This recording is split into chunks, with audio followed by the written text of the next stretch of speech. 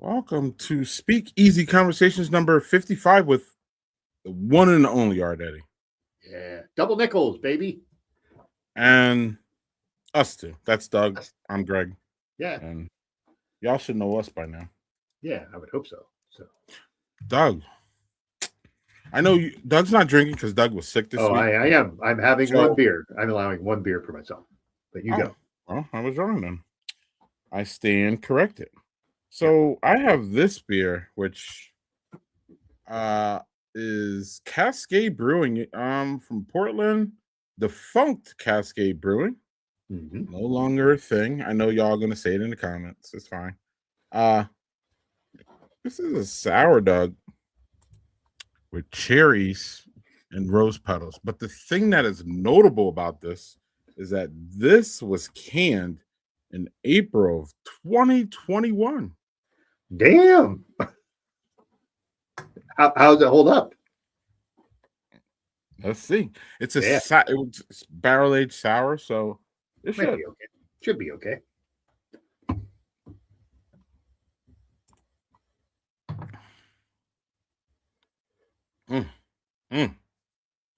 One of those punchy, soury. Feel it here, Doug? You know those? Yeah. I don't know. It tastes great, actually, Doug. The cherries. If I'm gonna have a cherry beer, you know it has to be really soury and puckery. Yeah. This is it. I don't get the rose petals, thankfully. I don't know why y'all trying to put flowers in the beer, but it's way too feminine for me, Doug. Way too feminine for you. Okay. Dumb joke. Yeah. Doug, please get me out of that dumb joke. That's okay. I'm going to do one beer. Like I said, I was lucky enough to get COVID for the second time. So my wife and I are both.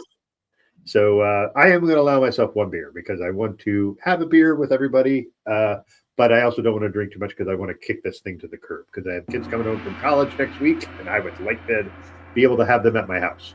So I'm going to have one beer, but I'm going to go big. I'm going to go evil twins, even more Jesus. So I'm going to have one beer. This will be it. Okay, so the boo was for COVID, not your kids, for the record. Okay, well, yeah, I hope it was for my kids. Jesus Christ.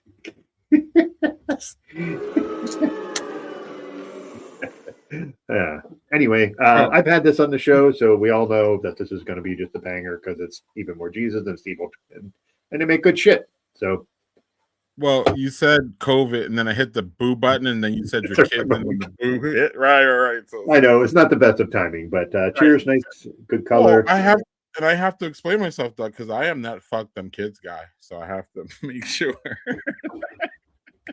Got to make sure. Anyway, Doug, how old is that one?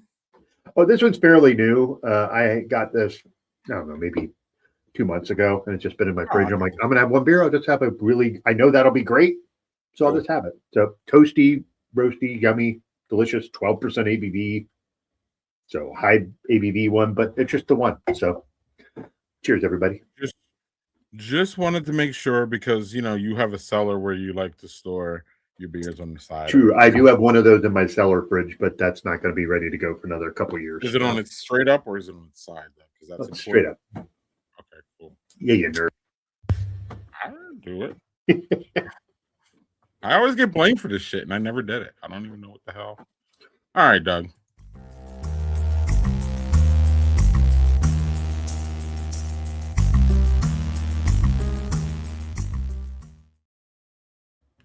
Doug, you had something you wanted to talk about. Do you remember? I do not. So do you have a graphic for it? I love when. Oh, wait. I do. I remember. Sorry. Yeah, because I pointed this out to you. You peaked. I did. So this I saw, which is fucking awesome. This is Lady Lager, who we will hopefully we'll be having on again this year. She said she would be able to come on. We just haven't pinned down a date yet because I've talked to her about that. And this is WNBA All-Star and Yukon like legend Tina Charles. She just did a whole like interview with Tina Charles, talk about rhythm beer and all that stuff, like on Women's History Month. Like she released that on March 1st. How freaking cool is that? So kudos to Lisa, and Tina Charles. So cool, that shit right there.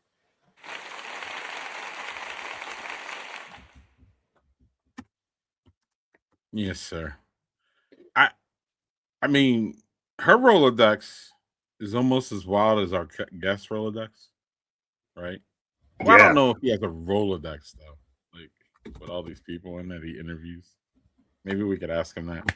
But I'm pretty sure Alicia has that Rolodex. Like she has people that she told us about Rick Ross and how and James Ingram and just like we were like right. Whoa, Smokey Robinson. Right. Smokey Robinson, just like Jesus. It's the people we know are so cool, dog. They're like adjacency to like cool people. It's just like, yo. So we just know some people by famous associations. So yeah, that was right. That show was just fucking wild because her just talking about like, oh, I got invited to Smokey Robinson's golf tournament, and then there was James Ingram's thing, and I'm like, what are you doing to me? This is freaking awesome. Yeah, she's literally a fucking celebrity. So yeah, she's a superstar. Especially in the black beer world, she's absolutely bona fide celebrity status. So we're not even gonna. Right. We're just lucky we go to network these things and we don't like, give them the creepies, Doug. Like, Yeah, I mean, we were lucky when we talked to her and her husband at Barrel and Flow that last time. They were like, we just love being on your show. That was great. And I was like, all right, cool. Let's have you back on. We're cool. I maybe wouldn't go that far, but all right. Thank you, Victor. Much appreciated. I mean, it is a stretch. It's a stretch. All right, Doug. Well, without further ado, wait. Why do we have 2 watchings on there? I don't know. I didn't put them up there. Somebody else did. Who the fuck would that be? That would be you. Because I didn't add them. I love how Doug slips out of blame for this shit. Hey, this time. A lot of times it's my fault. That one wasn't. This is true. True. All right, Doug. Well, without further ado, tonight's guest has spent over a decade. How long? Proving that fatherhood isn't just a stage, it's an art form. Look what I did there, Doug. Look at you. Don't play on words. He sat across legends. Did you know he talked to Shaq? I don't know. Yeah, I remember that. I think I was more impressed when he talked to Dominique Wilkins because that's one of my favorite 80s basketball. Yeah, I don't even got him in, and I don't even got him in here in this little bird. But legends, Joe Montana and Jerry Rice, and of course Michael Strahan. He asked one simple question to all these guys. How are you handling the dad life? From the grit of Tommy Trejo. Tommy Trejo. Yeah. Tommy Trejo. Sorry, Danny Trejo. Danny Trejo. Well, we know who Danny Trejo is. That guy's a fucking legend. So right. Jim Gaffigan and Better Call Saul Wisdom, Bob Odenkirk. Yeah, I liked him in Nobody. Yeah, he's fun. He's collected fatherhood philosophies over 500 men. He's a veteran journalist, a massive sneakerhead, and co-author of the hit book Life of Dad, and the founder of the Art of Fatherhood platform. Please welcome a man who has turned brotherhood of fatherhood into a global conversation. Doug, that would be the one, the only Art Eddy. Gentlemen, how you doing? Welcome, man. So glad you're here. So glad to be back, man. It's great. Yeah. Yes. Is there anything in the glass art before we? I mean, I think it's a staple. Crown Royal ginger ale, a little bit of lime. Cheers. Oh, Doug, look, he's got the NBA Jam on. I know. In the background. Man, what a fucking That game. is fucking classic. He's on fire. Right? Yeah. What up, everybody in the chat? Thanks for hanging out with us tonight. Great to see everybody. Jonathan, what up, man? What's going on, Doug? Yeah, something. I was going to ask, who is your team on NBA Jam that you played, Art? So even being a Jordan fan, it was funny. I was wearing a Spurs David Robinson shirt today out, and when I was out, someone's like, "Oh, Spurs, like you a Wemby guy?" I'm like, actually, more of an Admiral guy. I appreciate what Wemby's doing. I think he's phenomenal. I love the passion he's got for the game. But I would say like David Robinson and Sean Elliott are like the go-to team. I loved, Pippen and Rodman and stuff like that. But if you have like my favorite players in the NBA were Jordan and Robinson. Throughout when I was growing up. So like I'm definitely playing as David Robinson. Yeah. Ooh. I was trying to think, who is it? I used to like playing I always liked playing the Seattle team. Oh, Sonics. The Sonics. That was Sean Kemp and Gary Payton. Gary Payton. Yep. Yeah. So because that was when Kemp was really early on, and he was just this fucking phenomenon. Victor. Oh man, just watching him play. No, they were. Do you remember like there was like NBA Jam and NBA Jam Tournament Edition, and then there was NBA Hang Time. Like that one's got all three of them. We watch Art play NBA Jam. Yeah. So, Sabonis, like I know there's a younger Sabonis, like this is how old we are, but Sabonis who played for the Trailblazers, that dude in Hang Time can shoot threes, can dunk it's amazing. Like again, going even further into the video game Rolodex, do you remember it was like I think the Suns and Bulls on the Sega Genesis? If you were Tom Chambers, he was like the Bo Jackson, the Tecmo Bowl Bo Jackson equivalent, where he would like between the 3-point line and the free throw line, you hit like the dunk button, and he would do this like weird like triple quadruple pump dunk, and you're like, you can't stop him. You cannot stop it. Tom Chambers is also one of the best in traffic dunkers in NBA history. That guy could just dunk on people. It was awesome to watch. Big goofy white guy. Yeah, so maybe the programmers knew it's like this dude can like dunk anywhere. Yeah. Anyway, sorry, Greg. I got us off on a little tangent there.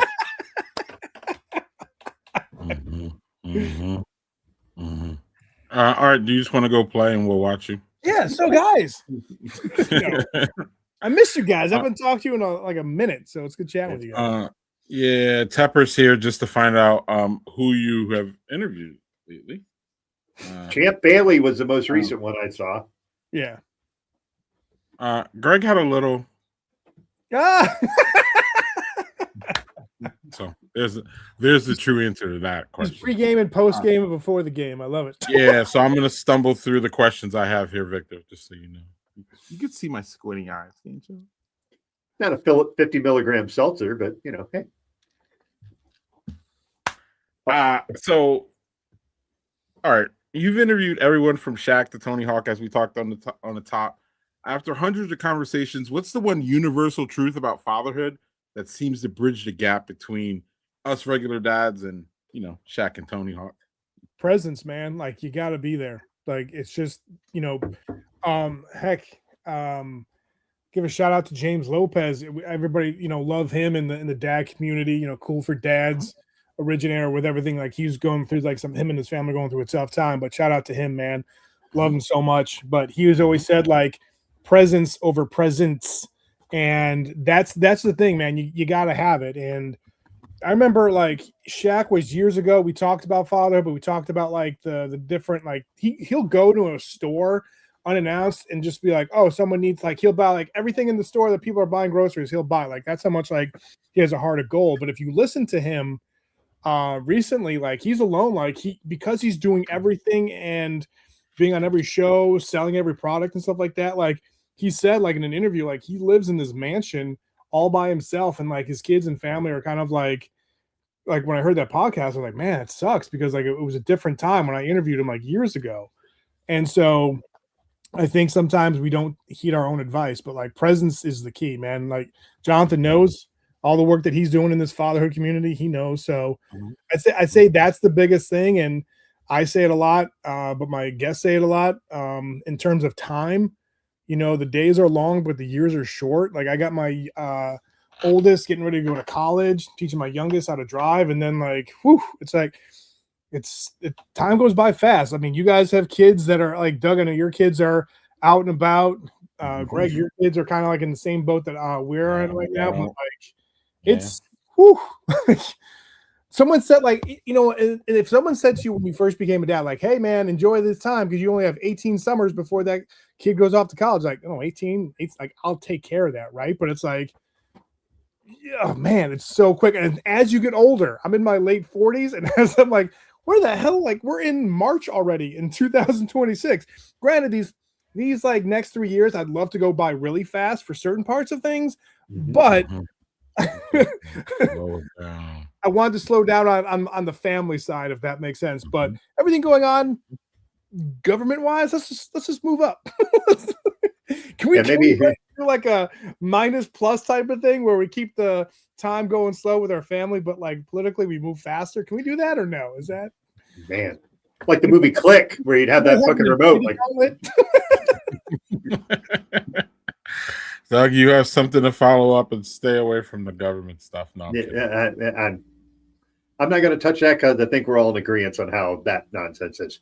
I have all of my kids are adults, all of them. So my youngest one is 18. He's in trade school. He's fucking doing great with that. You know, I have another son who is 21, and then I have a daughter who's 21. And my son's a semi-professional gamer, and my other daughter just got accepted to grad school at Columbia, which is a big fucking deal.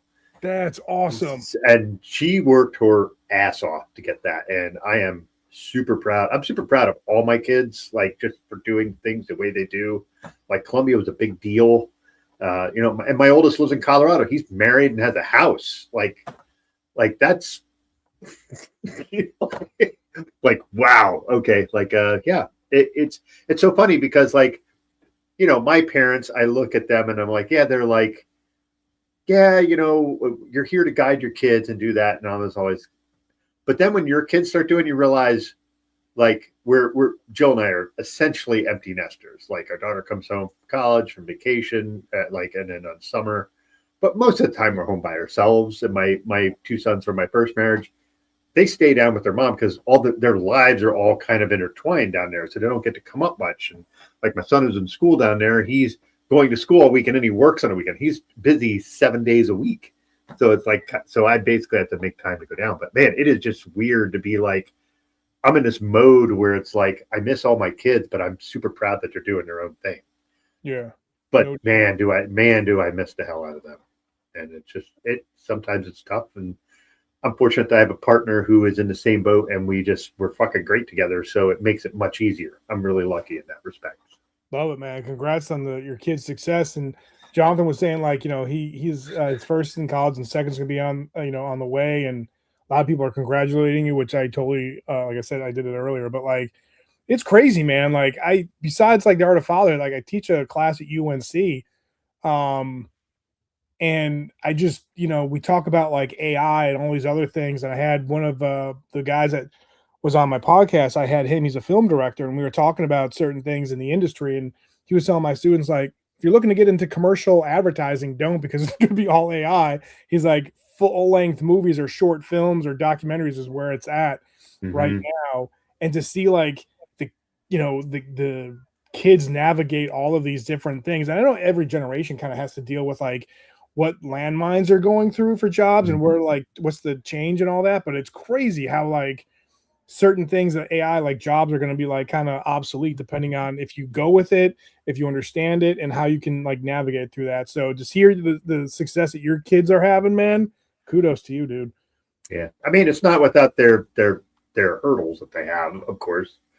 But yeah, man, celebrate the victories and celebrate them with your kids, and make sure you know they're proud of them and that you love them and that you support them as much as you fucking can. And so, like I said, we're all kind of in this mode where our kids are either going off and doing their own things or they're getting to that point. And, you know, now is the time when they need to hear you tell them how much you're proud of them and how much you'll be there if they need help. And that is what they need to hear, because we were all their age at one point, and you know how it is when your kids are like, yeah, mom and dad. You know what I mean? Just like it. But there is something that they will always need you at some point, and if you can be there for them, that matters. Well said, man. Yeah, I could imagine when you first started the Art of Fatherhood, you had a different view, maybe, on parenting. Has that been changed by these interviews and talking to all these fathers with kind of the same perspective but different ones? And is there any specific one that you walked away from thinking, man, I could be better, or I could change things, or there's something here that I could really, take with myself?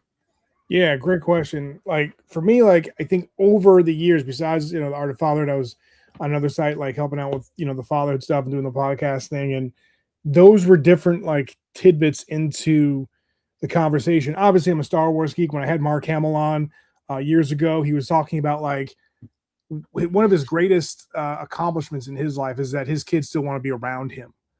Like his kids still want to hang out with him. And that just goes to show like he was there for his kids and they still want to be there. You're going to have tough times, right? It's not going to be like super crazy, like where you're, always buddy with your kids, and you should be like buddy at certain times. But as they get older and they're out of the house and they come back, yeah, sure, you can be buddy with them and all that. But I would say Art. I mean, come on. Your dad is Luke Skywalker. How fucking cool is that? Right. He has to. I would interview him like, look, you're Luke Skywalker, so you got some points that I can't ever get to. But I know what he's saying now. No, he's Greg, but Greg, like, think about this though. Like, yes, he's Luke Skywalker, but to them, that's normal. Yeah. No. Right.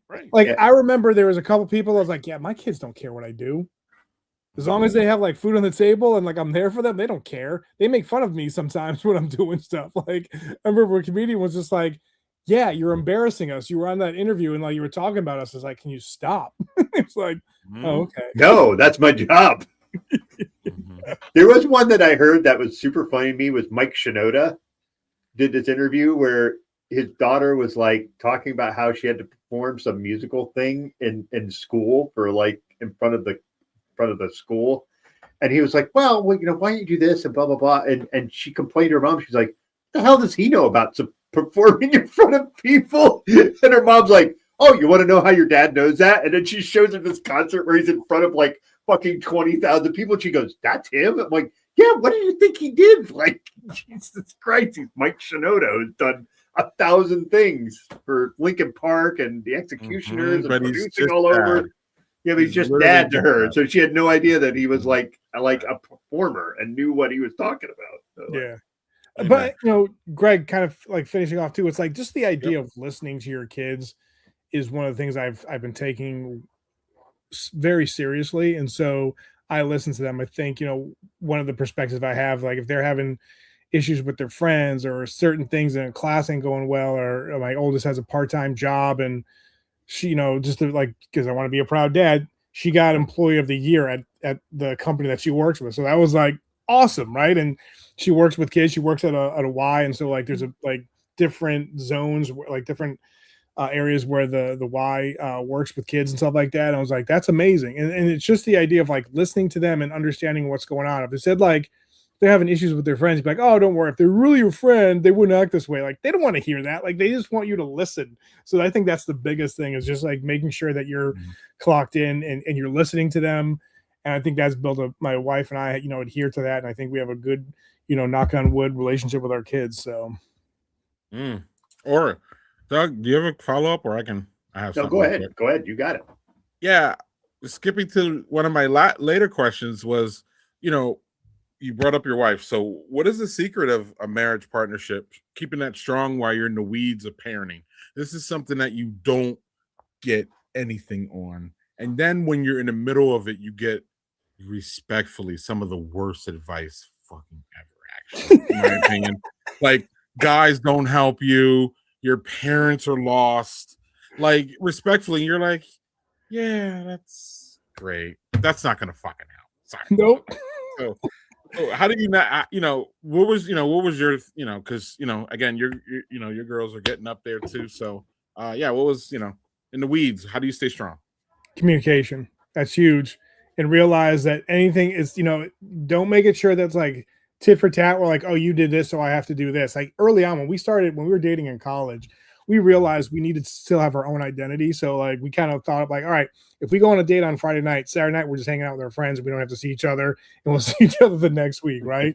and we keep that kind of going on. Like she's got friends from her like elementary school that they'll go out and like one time a year or try to do it one time a year, but sometimes it's the other year just based on everybody's schedule and stuff. Like they'll go on a trip and stuff and do stuff. And so, I have friends around here that I became really good friends with, and we'll go to like UNC, NC State games. So like you have that time and those moments by yourself where you still have your own identity, but also communication, and realize like maybe some of the time, like 1 week it's going to be like 80% on you. And then the next week it's going to be 80% on her. So it's just like, it's a team. And I think communication is super key. And we've been married now for 22 years. So it's like, 22 years later this year, but like just the idea of like, we've been lucky to kind of just be there for each other. And, it sounds cheesy, but like we really care about each other. And I think the biggest thing is like making sure that we're there for each other. Me. Okay, great. So I think that's all super important, and I agree wholeheartedly. I will also say that. Oh, Amani. Look at you, Amani. Congrats, man. Kudos to you. You and Keely. Awesome. Good for you guys. That's black love. Right there. For sure. Two great people, too, by the way.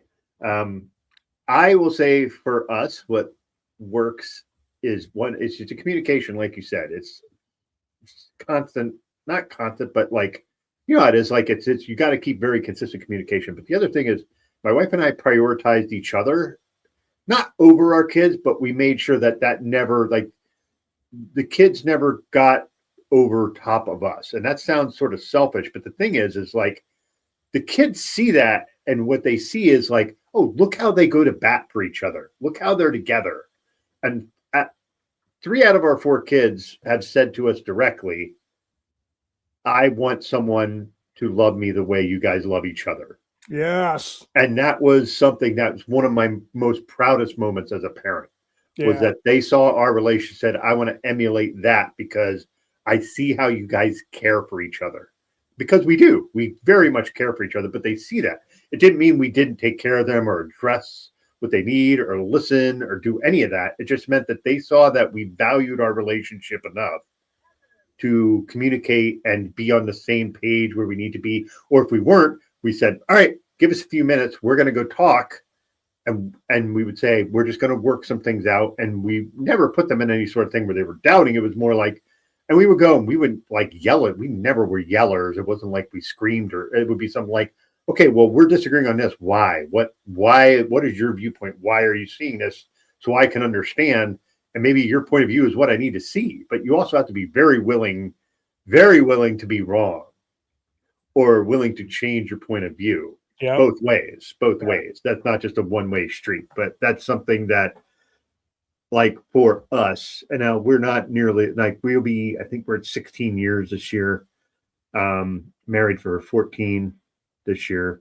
Nice. So, but we're just like, we're going to make this work because we both have fucking just terrible first marriage. So we were both like, we're doing it right this time. So like, but that's just how it worked for us. But I see people where they're like, they do the whole thing where, oh man, look at you guys. Just Jonathan, look at you go, man. Oh, nice. Daniel. Nice. Look at this.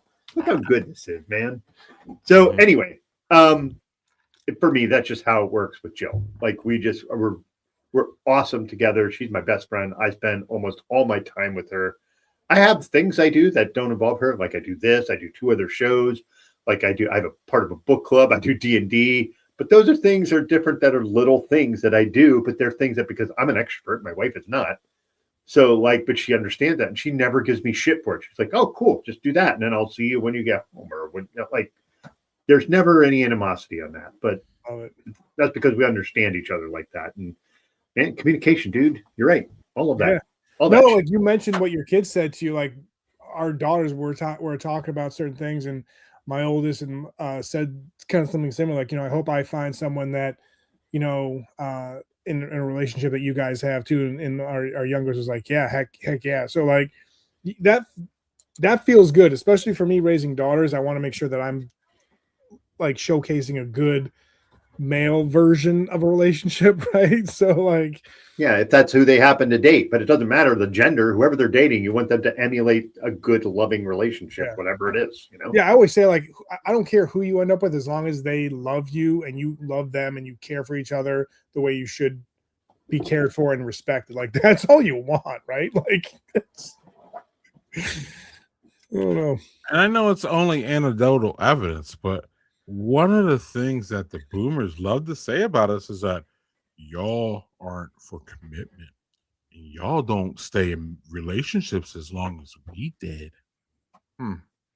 Anyway, I'll take my shot at the boomers and move along here. Yeah, I want to make one point. Those boomers are like, because those women couldn't leave. They couldn't leave if they fucking wanted to. So they were stuck. Like, blink twice if you're okay.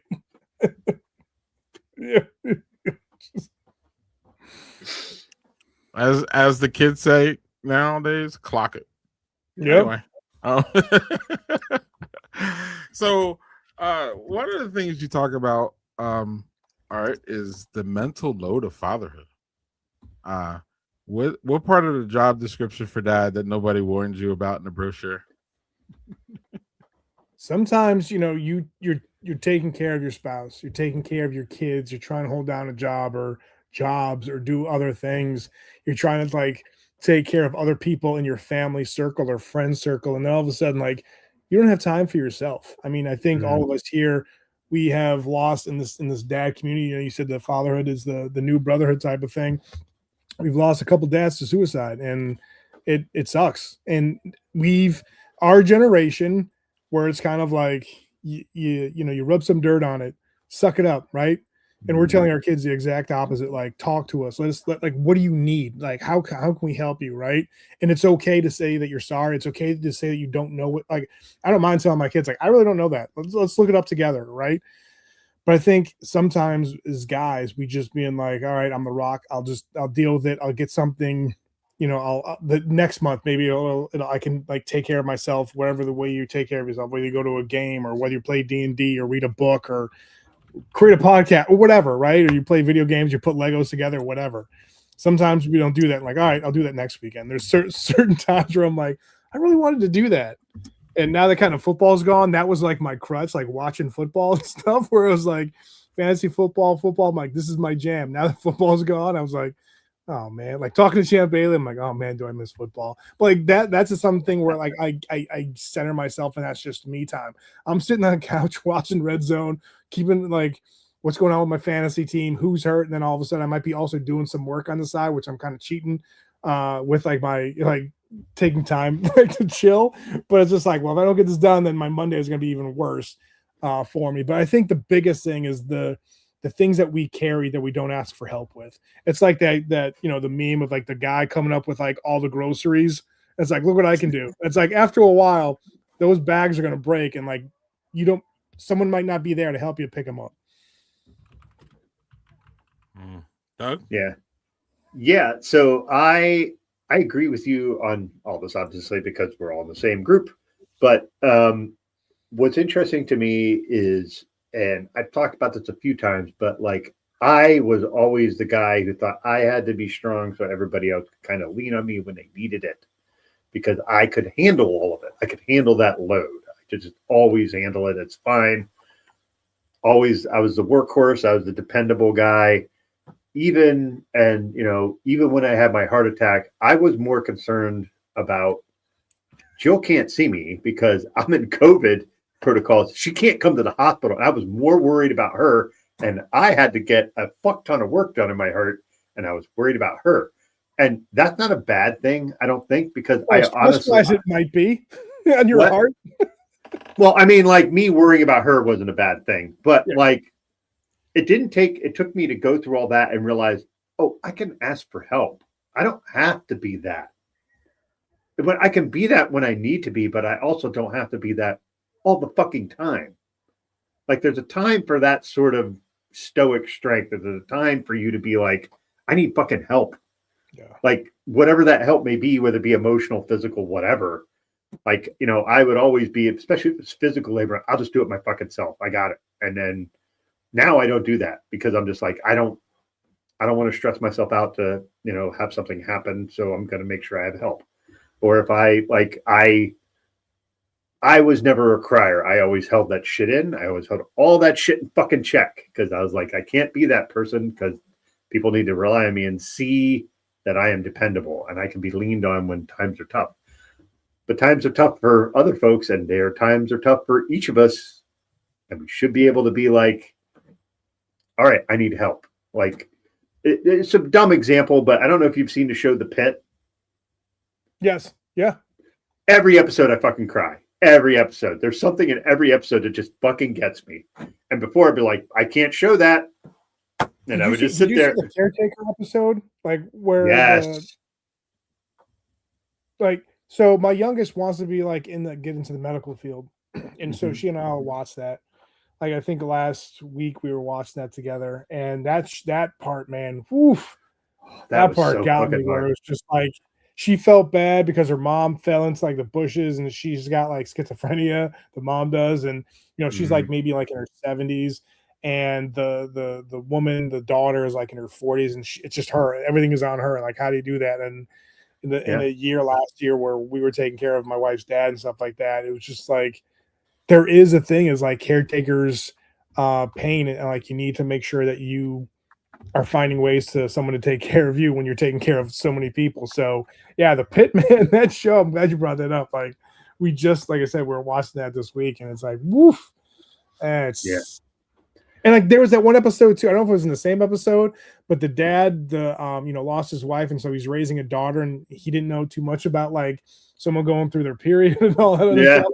Like, I don't know, is this okay? Like all these other things. So yeah, there's one in this season where the mother has terminal cancer and the dad is just trying to spin 80,000 plates with 2 kids. And just like she sees him just be like doing everything. And she's just like, I just want to stay in the hospital for a few days because I want to be able to give him a break where it's not just taking care of me all the time. And just like the guilt she has of being terminally sick.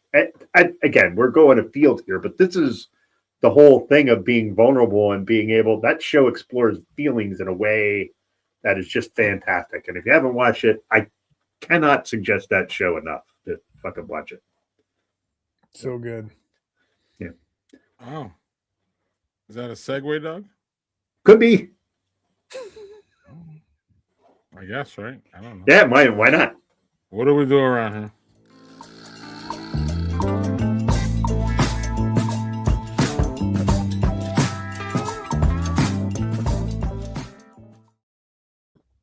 Doug loves that. I love that transition music. Well, in the beginning, I said to you guys, like through the private channels, like in the beginning when the show started, I'm like, this sounds like an SWV concert. I'm digging it. Whoa, hold up. Max Crosby to the Ravens? Is that why? Woof! Is that why Lamar Jackson on his Twitter account went boom?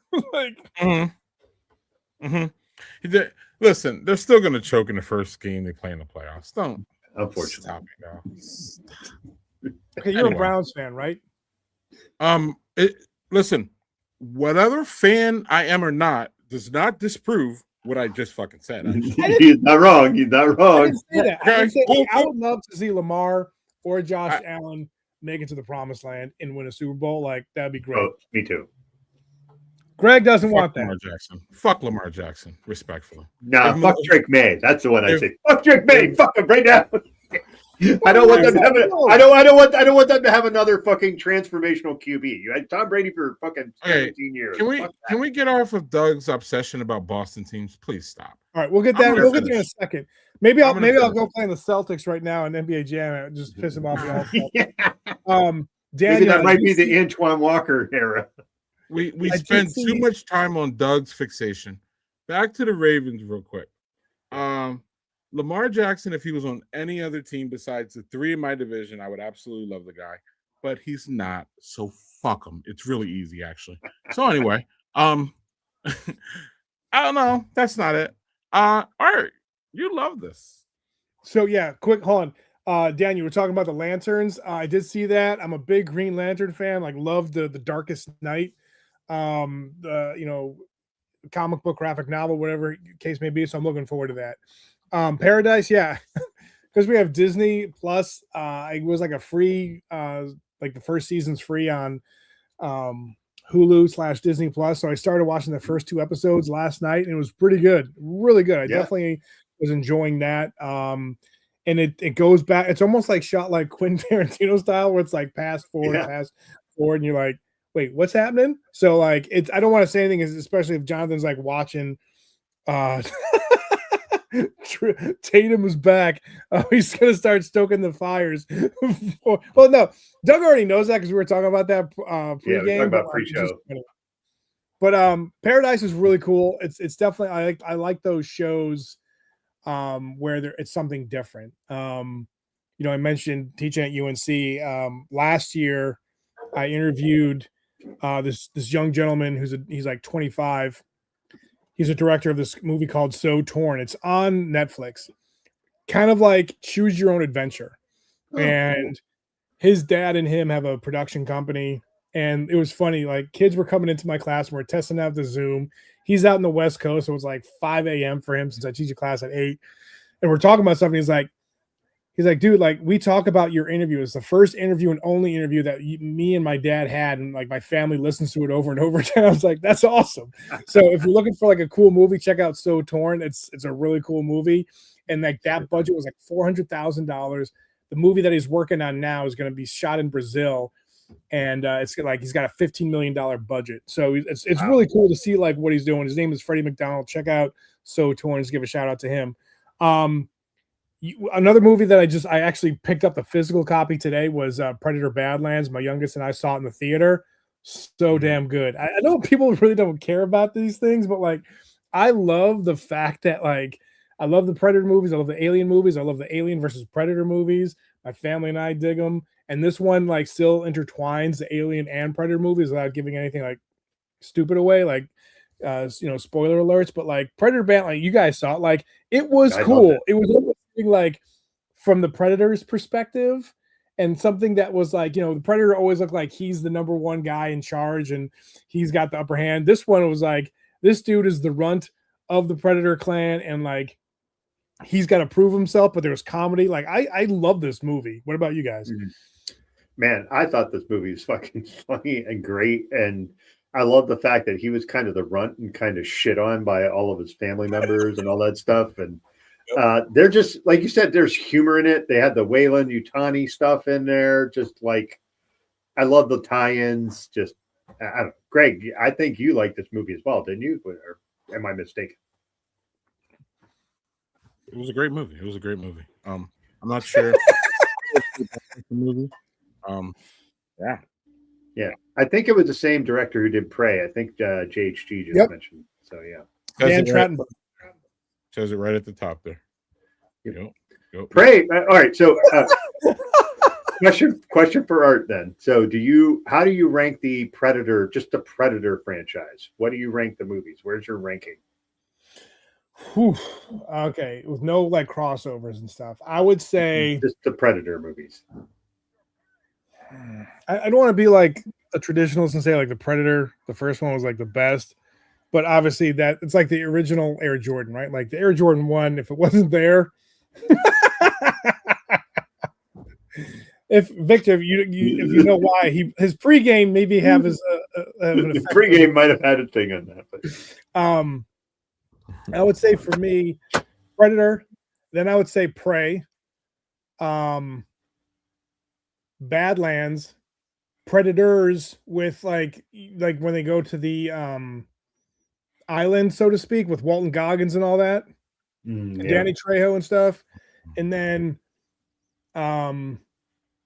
the Predators movie, like with man, what is her name? I'm blanking on her name. Olivia Munn, and then I love Danny Glover, the Predator, and like what's his name? What am I blanking on his name? Gary Busey, but like Predator 2, it was just like it was all right.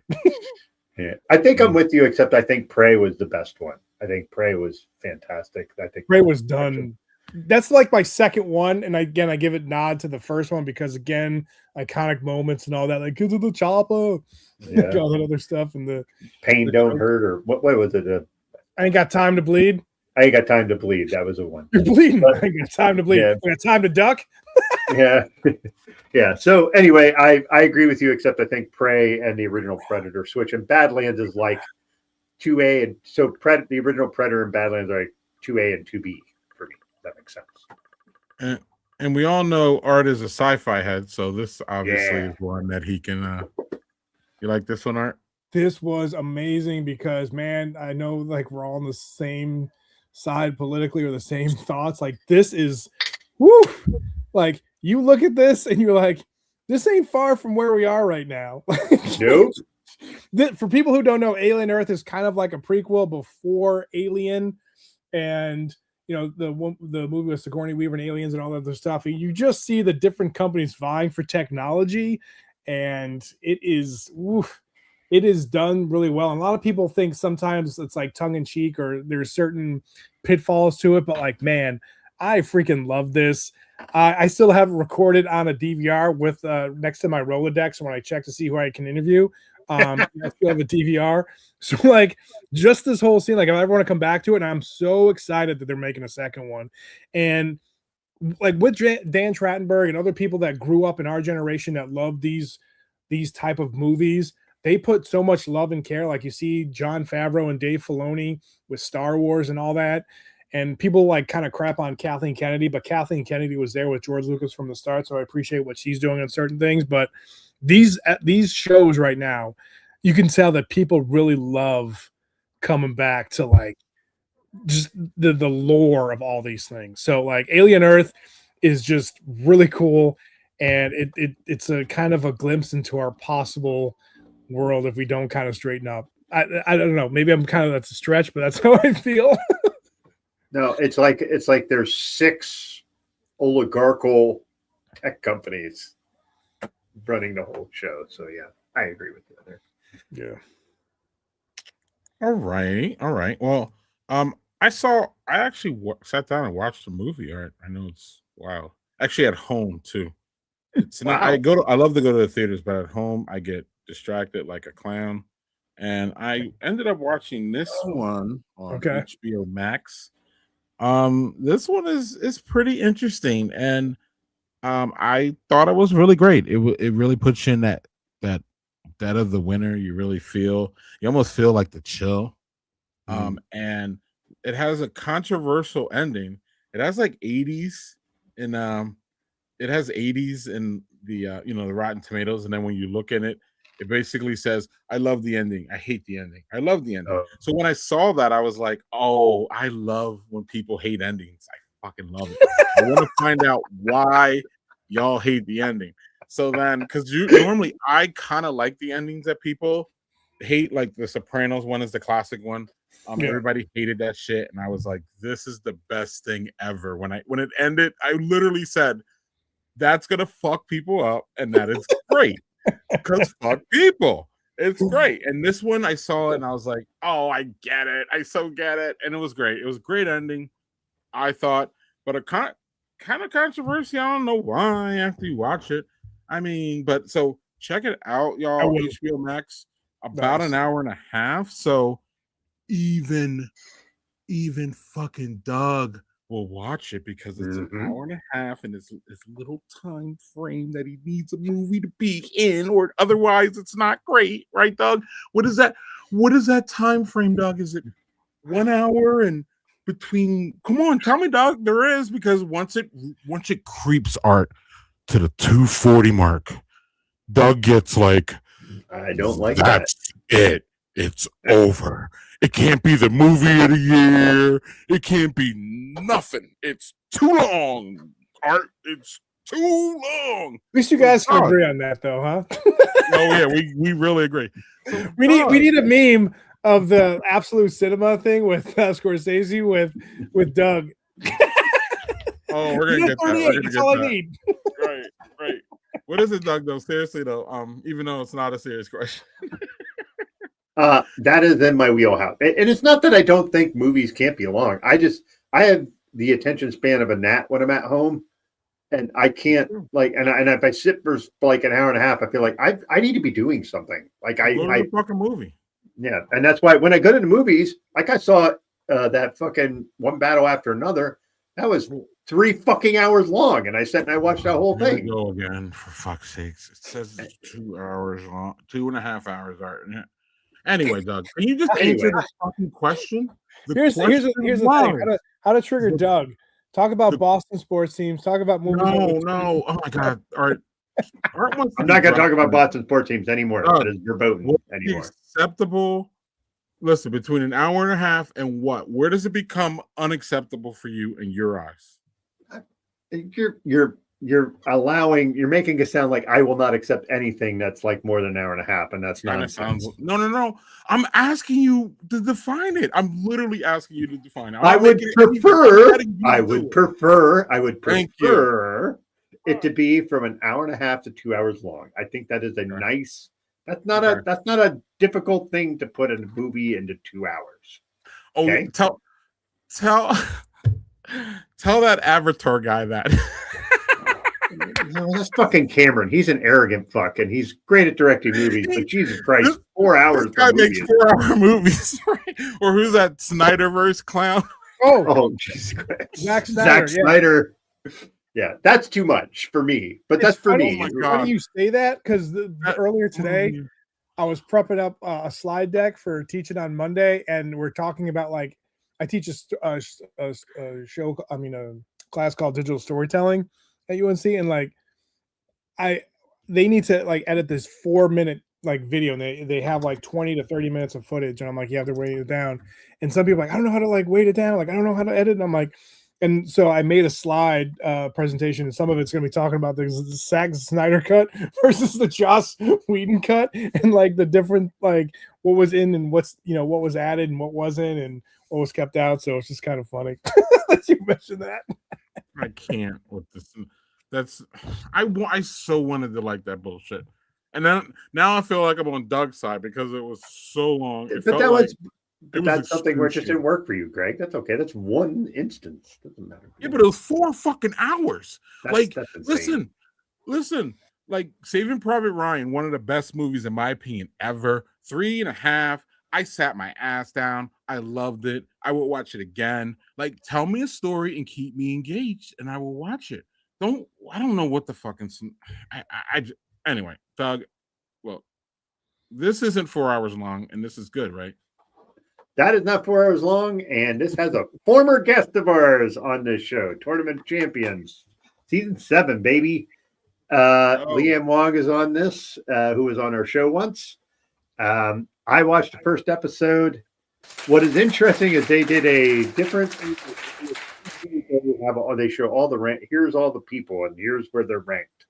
So it's like it's like almost like a NCAA tournament ranking, like 4 brackets, 8 seeds, each of them. So, but the thing is, the 1 seeds have people who have never competed on the show and who are culinary legends. So, like the first person that came out as a culinary legend in the first episode was Ming Tsai, who is a guy who is just a goddamn fucking legend of a cook, and he lost in the first round to somebody. And that was just like fucking, because he doesn't compete much. He judges all the time, so he doesn't compete much. But I love the pageantry of this nonsense. Guy Fieri's kind of a douche nozzle, but like, what are you gonna do? It's fucking Wait, who's a douche nozzle? Guy Fieri. That guy. Oh yeah, for sure. Yeah. So it's him and Bobby Flay. He and Bobby Flay are the two guys that kind of do the most shows in this network, and they're both assholes. But Bobby, no, wait. I will rephrase that. Guy Fieri is good to chefs. He's also friends with Trump. That's a problem for me. So no thanks. But so you're not going to Flavor Town? No, I'm not. If I can help it. But anyway, that show is fucking great. So whatever. I agree, Doug. Fuck Flavor Town. Literally fuck Flavor Town. Anyway, Doug. Apparently not fuck this though, right? This was amazing. I love Taylor Thomas's comedy. She is just really fucking funny. What's funny is she has a very similar sense of humor to my sister-in-law. Like, I don't know how to explain it. They kind of look a little bit alike too. And like, it's just really weird how they're similar in humor and all this stuff.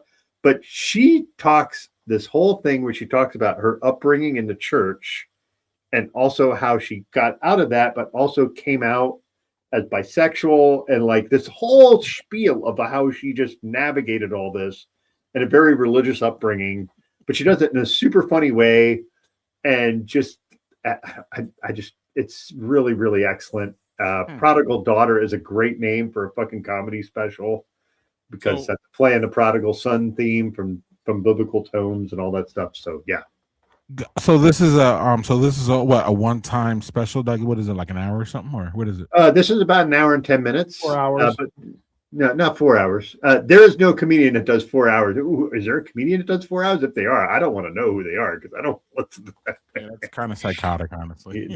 Yeah. Most comedians will keep one off. Okay, cool. Yeah, most comedians will do specials. They're like an hour, maybe an hour and a half at the fucking super extreme level. But so this is excellent. Yeah, and I've never heard of her actually. Does she have like a library of, a bunch? Yeah, she has 4 specials on Netflix, and she did a show on Comedy Central, I think, for like 2 years, where she was doing like a game show sort of thing. But the problem was she was also doing stand-up, so she actually stopped doing the show because she was like, I'd rather do stand-up. This is hurting my mental health. Like, she was very public about, this is hurting my mental health. I need to cut some workout. It's killing me. Good. That's good on her. Good on her. I like when people acknowledge that, like that's just a really good thing to have a communication. Like, look, this is not helping me, so I'm out. And people, a lot of people are like, why? You're an actor. That's the best thing in the world. Well, you try to go be an actor or, a comedian and see how you're going to like it, kind of like back to what Art and I was saying about, your dad is Luke Skywalker and they don't think it's fucking cool, but I think it's the coolest thing in the world. Right. So like, it's all about your perspective and, all that. And one of the things that Art, the reason, y'all want to talk about this? All I want to say is fuck Chris Hardwick, because he was publicly outed for being a serial sexual assaulter. So yeah, not good of him. That'll hurt. Yeah. One of the I don't even know how to segue out of that shit. Yeah, just move along. Let's go. Art, you know how to segue. Art knows how to segue. I'm gonna play NBA Jam, guys. Right. Art is probably the segue. Pull up that Charlotte Hornets term before me, and like Art's like, dude, I ain't touching this one. So one of the things I'll try. One of the things that the reason for a little backstory for those who don't know, the reason we got to having a what are we watching thing is because Doug watches, like in a span of a week, Doug will cover like 7 fucking genres, Art, of like different fucking shows, and he'll be like, damn, dude, I watched this. So I'm like, dude, why don't we just start a segment? So now in Doug-like fashion, we have a reality show cook show, we have a comedy stand-up act, and we have this mess, which I know we're all well and good. Alone, season 11. Doug. Yeah, so this is not the season 11. What's going on with Alone? So this is not the season 11, folks, which is really funny that this is the image they have. This is yeah. So anyway, nice. Yeah, so we have not So Jill and I just started this today, but of course, because it's alone, we just ripped through like 5 episodes of it today, which is unusual for me because I'm not a binger. But what's interesting about this is 125 miles north of the Arctic Circle. This is the coldest environment they've ever put people in. Ooh. So it was released in 2024 for some reason. And Jill's like more into the show than I am. And she was like, I don't think I've seen this. So we started watching it. And of course we have our favorites. There's some. I always root for the women.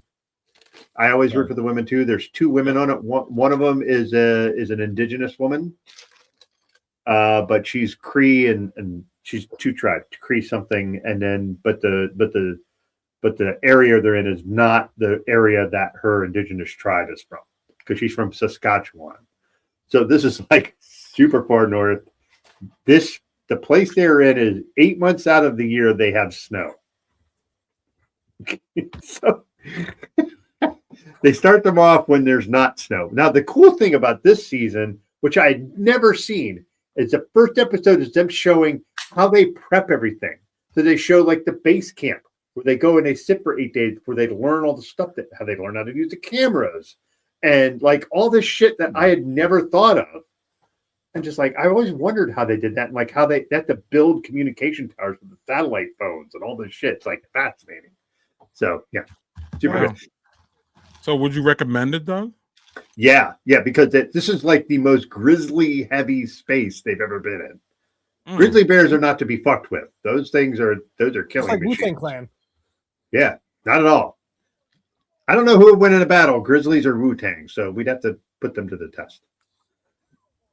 I love how they casted a bear for this show. Yeah, that's kind of unfair. You're here. God damn it! I can't win. Little housekeeping. None of y'all have things to talk about your drinking, right? I will say this. I picked this is a non-alcoholic thing. This is a seltzer that I got. It's called Upstate Stock. This is a apple and gooseberry birch sap seltzer. So it's made with birch sap. So what in the hell is going on? And what does that taste like?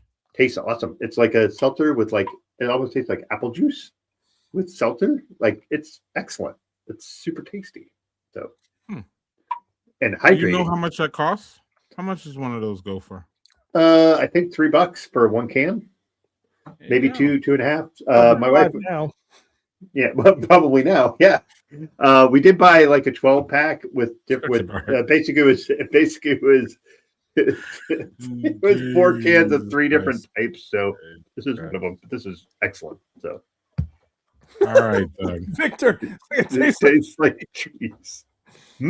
Trees. From north of the Arctic Circle. There's the tie-in. There's the tie-in. All right, Doug.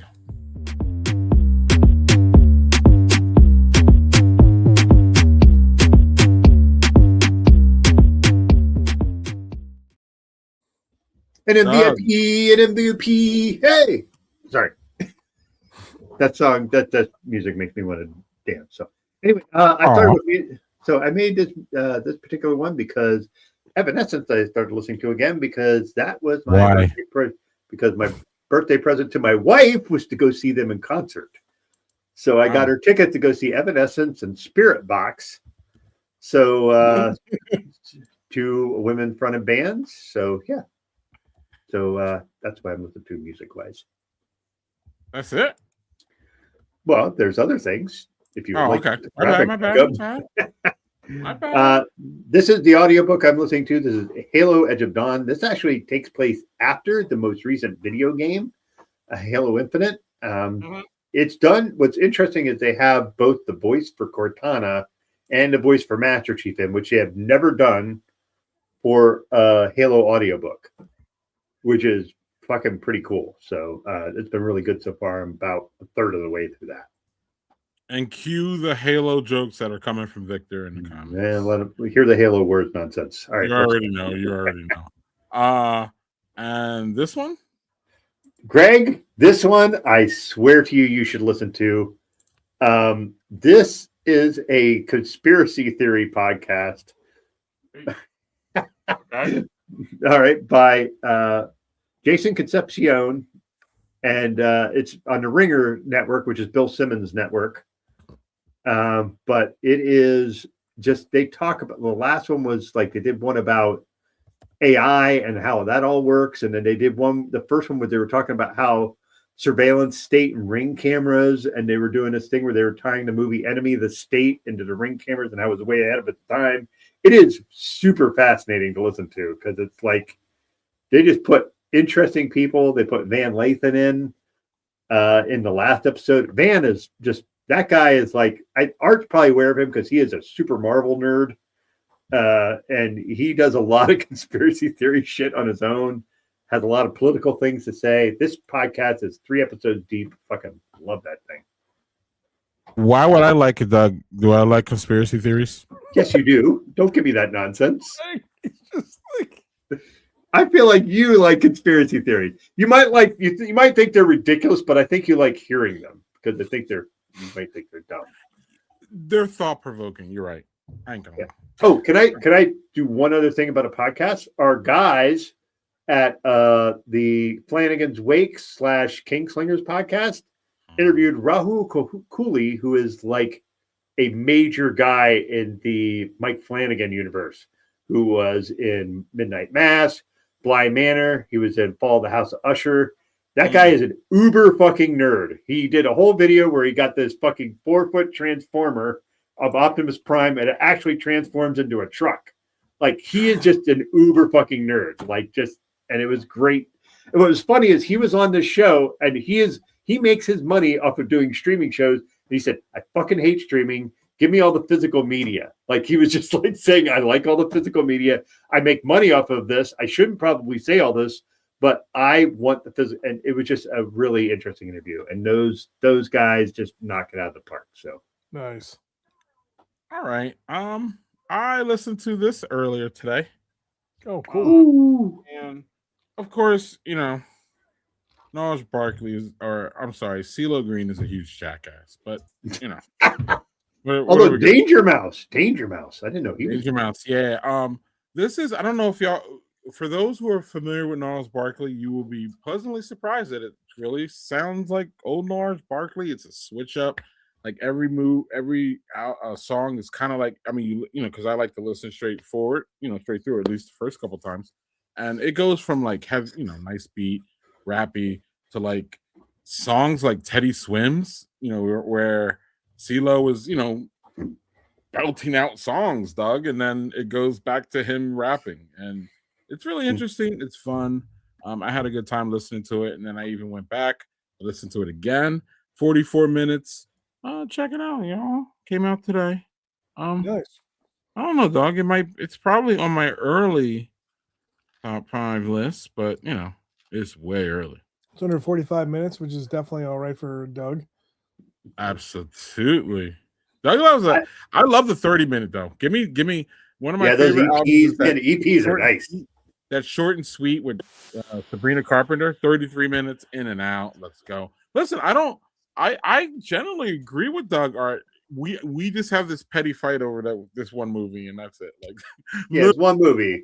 One movie. It's one movie that him and I argue about. We'll probably argue about it. It'll probably be more than one battle at a time. See what I did there, Doug? Yeah. Check out the movie though. Regardless of what Doug says, it's fucking. I think the movie was great. I want to say that up. I will also say there is a movie that was a year or 3 years ago. Everything Everywhere All at Once was 2.5 hours, and that movie was fucking incredible. Yeah, but it wasn't 3 hours. It's still 2.5 fucking hours, and that's still long. Oh my god! Did you see that Saturday Night Live skit with that movie where I forgot her name, the actress, where they're like playing with like action figures? The kids are playing with action figures from that movie, and they were like, have you seen that at all? No. Was it Michelle Yeoh? She was like the main character. No. It was from One Battle After Another. Yeah. Did you see that? I gotta check it out. No, you're gonna send us that link. Yep, we'll do. Absolutely. So Art, we have actually 2 things we started doing. Art, I'm not sure if you saw since you've arrived, since we've had you last. One of them is we critique brewery logos. because nice.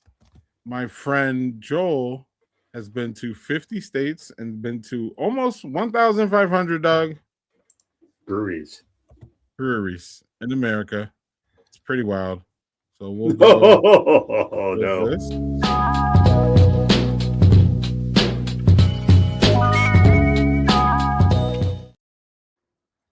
I need a new graphic. I gotta get rid of that. Is that Christian McCaffrey? no that was Joel Geiger. I know. Is he permanently disabled? Then that would be Christian McCaffrey. Sorry. Dog. Good night, everybody. I'm gonna go play NBA Jam. All right. And then I'm supposed to segue out of this shit, Art.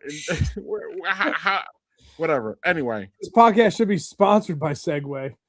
Look at this. Listen, Doug and I are getting old enough. We're gonna need that shit if we don't need it already, right, Doug? Sponsored by Jazzy. All right. Well, we'll start in Portland, Oregon here at Little Beast Brewing, Doug. Little Beast Brewing Co. is a Portland-based craft brewery founded by brewmaster Charles Porter. He better brew a porter. And Brenda Crow. They got award-winning wild ales. Their tap room is a charming craftsman house in the South Division Street, and a massive dog-friendly beer garden, Doug. They have high-end culinary pop-ups, including Pretty Boy Pizza. Art, we critique logos, and I think we use a system from 1 to 10. Do you like this one, Art? And tell us your thoughts on this one, please. All right. So it's over on the west. Like, I think Portland, if you've been to Portland before, I have. It's pretty cool. Like, I think Patrick Quinn and I were there one time for like this one event. It was really cool out there. But this is definitely like Portland vibes. I'll definitely give that. This also reminds me of like possible sketches for Mr. Rogers' Neighborhood, like the different characters that you could have in there. Like take away the beer glass, but like this is something where it's like, all right, or because I'm a Master of the Universe fan and they're coming out with a movie, there was a big ass playset called Eternia. It wasn't, wasn't Snake Mountain or Castle Grayskull. Eternia had like these 3 big towers. And the biggest one, the main one, had like this lion head that you had to like walk through and it had like these arms. So I'm getting like Eternia vibes from this. But it's also like there was I don't know if it's still around, but I think it was Knights Inn was a hotel chain. When I was living in Illinois, we went to Florida for, I think it was for Disney World or whatever. And we stayed at a Days Inn. That actually looks like something that would be on Knights Inn. Like, hey kids, get your, little lion pack while you're staying overnight. Definitely different tangents, but hopefully I'm doing this right. I'm sorry if I'm not. No, you're doing fine. Right. So is this a 10 being great? Sorry. Is this a 1 and horrible? Would actually be good that you preface me with. My bad. I'm gonna give it a 6.5. Okay. So first of all, we're gonna let Doug go next. And okay. I'll give a little bit of a preview. 2 fonts, it sucks. 1 star. Go, Doug. Actually, I don't think that in this case the 2 fonts are all that bad because they're doing the same color as the lion or whatever beast that is. Yep. I don't think that's terrible. Okay. What I do really like is that there's 2 teeth that are coming down into the beer glass that are. I think that's fun. I also what I really think is interesting is that the Little Beast Brewing is a takeoff on using wild yeast and bacteria, which is a cool idea to make that part of your name. The beast is a little strange and weird, but interesting. It looks a bit like a lion, but maybe not. I'm kind of in the realm where Art is. I think 6.5, maybe 6.7. I don't think this is Oh, terrible. God, like this is like the Price is Right. You're going up above me by 2 cents. Yeah, 6.51. How about that? Is that better? 1 cent over. Actual retail price is. No, I actually don't mind this at all. I actually like how big the font is for Little Beast and rare beer. I don't know why it's rare beer, but like at least it's the same color. Because it comes from a lion's mouth. Yeah, I guess. Is that a $1? wait? $1. So that's a one. Okay. So I like this more than y'all. Okay, Good. I thought you gave it a 1. No, that was somebody. That was Jerry, right, in the comments. $1. That's Jerry saying one. No, even before Doug went, I thought you talked like the 2 font. Like, yeah, I'm not happy. No, he was saying that he said I was going to shit all over it. And Oh, okay. Mm-hmm. So the history is that a lot of these logos Art use like 2 or 3 fonts, and like that's like usually the first thing that Doug goes in on hard is like, look at these fonts, it's atrocious, right?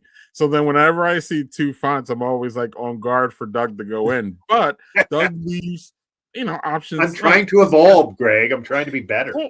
Well, that and sometimes the 2 ones work, right, Doug? Like there's times where it can, that contrast can work. You know what I'm saying? So I just want to say, like, I'm going to tie 2 things. That here's my segue. 2 things. One, you talked about James Cameron, and you also I thought the Saturday Night Live skit. Did you see the one when they're talking about the Avatar logo is papyrus with Ryan Gosling? Oh yes. I feel like Doug felt that skit in his bones. There you go. Yeah. That's what he meant. Yep. So Great reference. We're just too stupid to recognize it. Sorry.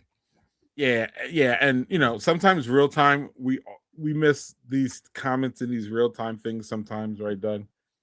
Kind of nature of the beast. But so speaking of the beast, nature of this beast is I'm gonna give it an 8, guys. I really like it. I think it's just, I think it's simple.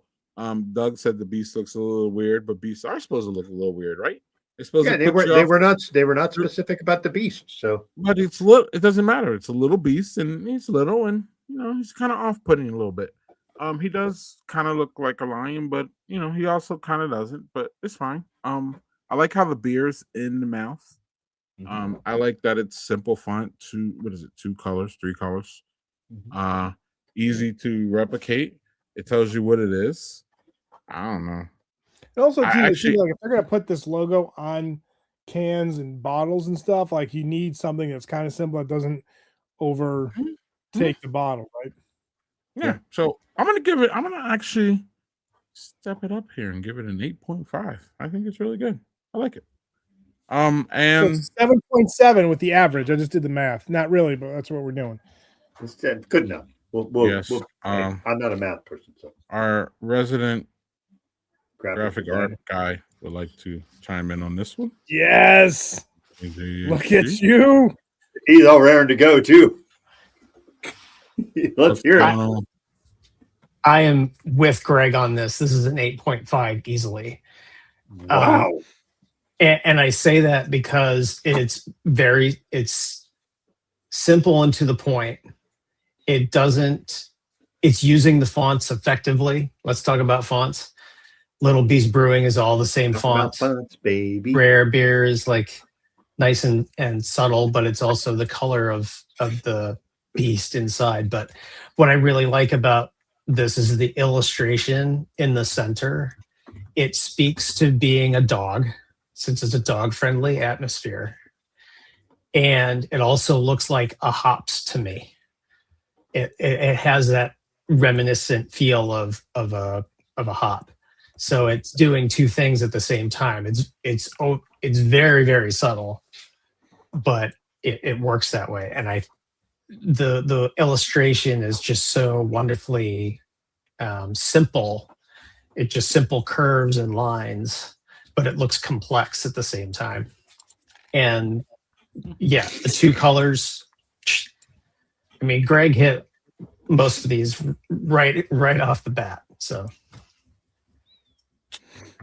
All right. Well, there you go, y'all. Victor does 6 the old point. high school 6. Victor is. I think I'm giving it the high school Jesus. style. All right. I still don't even know what that means, but I don't Oh, want to know. We're not no, going down that no, road. no. That's already done. Like those It's actually kids don't from a even care. basketball thing. We're It's also from going to have LaMelo. enough. It's from LaMelo Ball. Look, we're going to have See, some what had happened generation. was I know We're you going to have know some this. Generation Z bullshit coming up. We'll talk about the generation weird Zers in a little bit because I don't know. Anyway, our guest gets to go first one on this one, which is interesting. Barlick Brewing Company. 2 fonts. Is a stubbornly independent Portland staple, founded in 2014, which is 12 years ago. And they focus on approachable, technical, flawless beers, welcoming neighborhood atmosphere. They got 3 locations, y'all. Hey, look at this. They're best known for dad beer. There you go. There you go. There you go. And a black IPA. Award-winning Dark Thoughts. Love that. Punk rock time. This place seems hip. Is this logo doing it for you, Art Eddy? All right. So, do you remember the Jamie Foxx show? Okay. We're Yes. going back a bit, but yes. Okay. Yes. So there was a skit where like Jamie Foxx would be talking to someone, and other people would do it too if like they were kind of confused on where someone was going. So like I was driving this way, and I was like, and he like just like I feel like the Barlick Beer Company in the Southeast, and cool, that's great. But the logo I feel has got like a personality complex. Like I don't know what's happening. Like we're going this way, they're going that way, and they're like, we're gonna center it right in the middle. And that's what it was. That's so again, dating myself with the Rolodex and the Jamie Foxx show episode. That's what the logo represents to me. I'm gonna give it just because of creativity and because everybody seems like they're very good graders here. I'll give it a 7.2. Doug, you went for second last time. So what are your thoughts on this bad boy? I actually like Barlick Beer Company as a name. I think that's a cool name. I don't mind the colors. The colors are pretty cool. And it's fairly simple. And so even though there's 2 fonts, the fonts aren't like contradicting each other or anything like that. That logo in the middle is a fucking mess. It's trying to look like it looks like it. So there's like the Habs in the NHL, like the C in the middle, like that they have for the hockey team, and then they're like, let's just put a bunch of lines in the middle of it and kind of make it really super confusing. And, like skating after the first period of an NHL game, right? Yeah, yeah. So maybe this is the idea of having heated rivalry involved with the logo. Sorry. So sorry, that was a bad joke, but I honestly think the color combos are really good with this. I like that the logo is, I like the background's dark, and like the main name Barlick Beer Company is in white. I really dig that, and the sort of yellow use of the rest of it is cool. I just think the middle logo is a little too confusing. So I'm gonna do a 7 on this. I think this is actually, if they figured out their middle logo a little more. My main gripe with things is when they just mix fonts weirdly, and if they don't have right color combinations. I think the color combinations are great and the fonts are fine. It's just the middle logo. If you wore a hat with this logo on it, nobody would understand what you were looking at. You know what I mean? So that's why I think 7. Okay, so I think that's a little weird for you to say that no one would know what it is when it literally spells out Barlick Beer Company. Yeah, but if you just saw the logo without Barlick Beer Company around, you wouldn't know what that was. But you don't have to because it's there. Okay. So with that being said, wait. What did Art give it? A 7? You said 7.2? 7.2. Okay. I said And 7. what did you give it, Doug? 7. And JC did not speak yet. All right. I definitely want to Price is Right, y'all, and go higher, honestly. Okay. I actually, the first time I saw it, I was like, this is a complete fucking disaster, actually. Like, because I focused on that middle, and I was like your eyes immediately go there, and it's just like, Hey, okay, yo, what the fuck focusing is on the that? That's middle. spaghetti. Like a spaghetti. Like, but then you can see the BB and the C in there. I guess I like it's complex, but yet at least I know it's a beer company. I know the middle's a mess, so I'm gonna take it. I'm gonna say 7.5. I want to like this more. I don't really necessarily want to remove the middle because I know it's a mess, but like it tells me where it is. It tells me what's going on. I'm cool.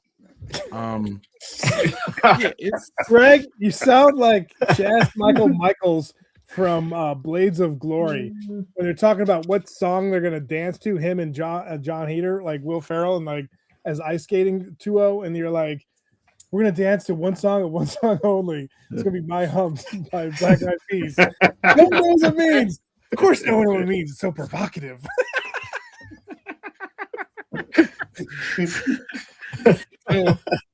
I mean, maybe that's why. Maybe, it. maybe. Yeah, that's not a bad analogy there, JT. Yep. 7.3 just to go higher than Art. I love how All right. Victor's like, it looks like the schematics of the Death Star. Oh my God. You know what? It's probably like when they're making the logo. When they're making the logo, they're like, "We need it. We need the logo quick." He's like, "Almost there." He's like, "No, we need it. We got to put it in the print." Like, Almost there. Okay, no, we just got to go. Fine. All right, this is what you got. Honestly, if that had a BBC logo, that hat shirt combo would sell millions of copies. BBC. Oh. Oh my God. Especially since they kind of specialize in the black IPA, so why not, right? Yeah. Black eyed PAs. Sorry, that was a tried to say black eyed peas into it, but that didn't work. Kind of a dark. JHG, what's going on with this one? I'm so conflicted here. I want to like this more We feel the conflict than I do. I want to know if they're both from Portland, right? Yep. Did they use the same designer? Did this guy and did this place and the other place use the same designer? Because this is almost the exact same layout. Or someone copied it because they want, like, which came first? Which logo came first? Little Beast came after, right? Because the first one's been around for 12 years. Mm-hmm. Yeah. What did you do? No, at the same time, right? 2014 for Bear Lake. It's like Brazzers Beer Company. Sorry. I'm curious. I'm really curious which came first, but I'm struggling so hard with the fact that they share the same structure. They're almost the exact same structure. The names are different and the color scheme is Maybe it's a Portland. different but similar. So I'm struggling with that. That's really throwing me off. That being said, Canva. I almost went Canva. They could both be, but okay. But if maybe the original branding of Bearlick was not that, and they updated it recently, I would be curious because Canva can do that kind of shit where people think they're using something original, and all it takes is the same structure to make it look the same. So I'll give you. So while we're here, before we get to your final, Jay. So as a designer, JG, how long do you give like a Canva pass, if that makes sense? Like you're a new brewery, things are tight. You don't have money for a graphic designer, and you just got to get on Canva and just make that shit work. But at some point, you get big enough, You've been around for 10 years. When do you hold a brewery fully accountable? Or is it out of the gate where you're just like, fuck it, y'all gotta do something? Or is Canva good enough for like the first couple years, or what? Like, what do we? Oh, The comments are going nuts. I don't want to go on a Canva rant, but so Canva makes people think that they can design because it's prepackaged design, right? Correct. So but you got to do what you got to do, JHC. Come on, you got to make matters work. I totally get that. And I'm a brewer. I don't give a fuck. I want to make beer and I want to sell that shit, and I want people to drink it. Right. And I don't really give a fuck about it. If you're a struggling brewer that doesn't have the money or the funds to do it, and you need something quick, I get it. Do that. But if this is a brewery that's been around for 12 years, they've got the capital to be able to make a logo. So is Little Beast came after, maybe Little Beast stole somebody's thunder. When, JHG? 1 year, 2 years? How long is you give a Canva pass? Because you said it's cool, I got it. Like, it really depends on how strong that logo is. It really depends on. So it could be a good one.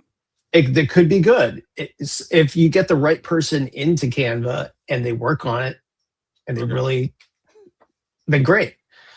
Yeah, but it's not a good person. It's a guy who's brewing fucking beer. Okay. Greg, let me ask you. Oh, Greg, damn. I'm just curious. Listen, no, not in a bad way. It's not a good person to be sitting behind a machine designing shit, right? He needs to be designing beers and recipes, right? He doesn't need to be in front of this whole thing, and his wife usually gets stuck with this shit. I'm telling you, this is what happens, right? And then he goes on Canva trying to help her man out, and then we get this, man. And then he's like, whatever, I don't care. I just want to brew beer back here. You're not going to use it after I spend 7 hours baking this and you asked me to? Oh, man. Right. Right, JHG. Right. So now, right. he may hate it, and he shouldn't because he didn't do shit, actually. Right? I could be part of my book club. I had to cancel on Denise because I had a logo. How long does he get to wait, JHG? So he tells his wife, like, well, whatever. Anyway. JHG, did you have a number for this before we forget what the hell we're doing? Well, I do want to say, I actually like that the initials in the middle and the way that that's constructed. That's going to take time. That takes effort to actually do. So somebody really spent the time to put that together. That's not a Canva thing. That's an illustrator. That's an artist doing that. So that helps to elevate it a lot. So because it worked. I'll put it up at around 7.2. The structure of it is really bugging the fuck out of me, though, because it's so much like the other one. I swear they either use the same template from the same designer, or the same designer used the same template between the two of them, or something, because the fonts are almost the same. They're very, very, at least the main company name is similar. Clearly not Southeast and Ported. What is Ported? That doesn't sound like an abbreviation for Portland at all.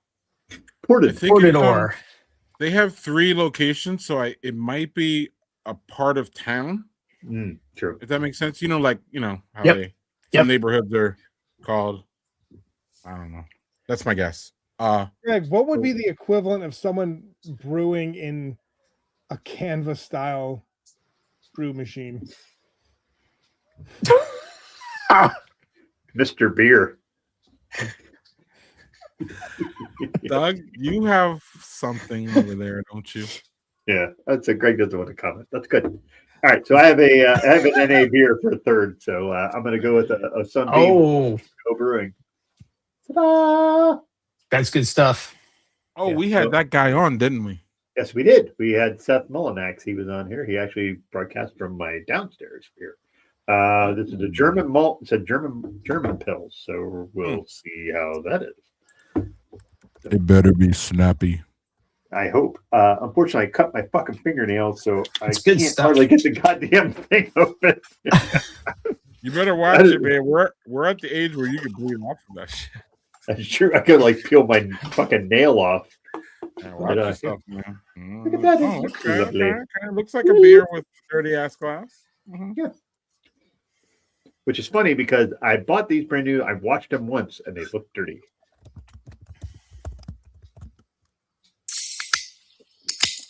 All right, Gaelic Brewing, Baerlic. I like the name Right. of that.